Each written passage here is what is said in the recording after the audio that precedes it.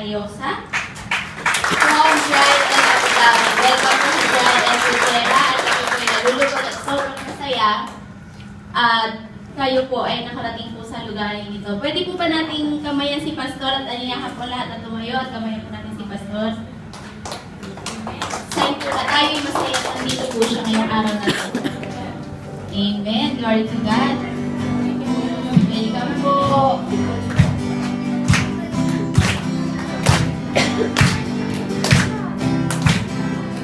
Ayan po. I-welcome din po natin yung mga kasama ni Pastor na si Miss Pelamita Mayosa, Miriam Grace, Carmen Joy, Joash, Andre Mayosa, and Bong Delphine. Nandun po sila sa likuran. Mga anak po ni Pastor at saka po yung right.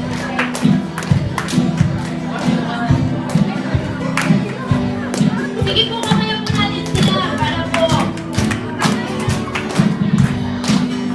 Welcome po sa Jesus is Lord Church, Pujera Chapter.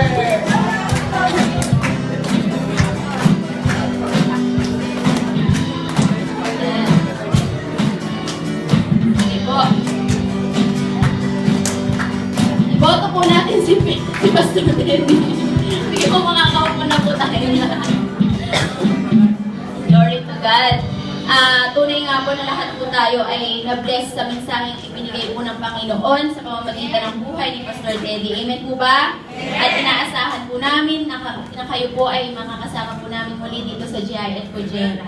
Kahit po malayo ang binyahe, tunay nga na pagdating sa Panginoon, walang imposible. Amen po ba? Sige po, i-welcome po natin yung ating, meron po tayong isang first-timer. Aniyahan po din natin siyang tumayo at kamayan din po natin si Sister Telma Manabat ng Corpacal. Sorry. O, tita, upo na. Umuwi na daw po. Excited ka, tita. Umuwi na daw po kasi may pasok daw po ng 11. Ayun, from Corpacal po, invited po ni Sister Julie Villanueva. Pagkat hindi po natin siya nakita, glory to God kasi po, binigyan po niya ng panahon na unahin ng Panginoon. Amen ba? Sige po, dapat po tayo sa announcement. Wait lang po.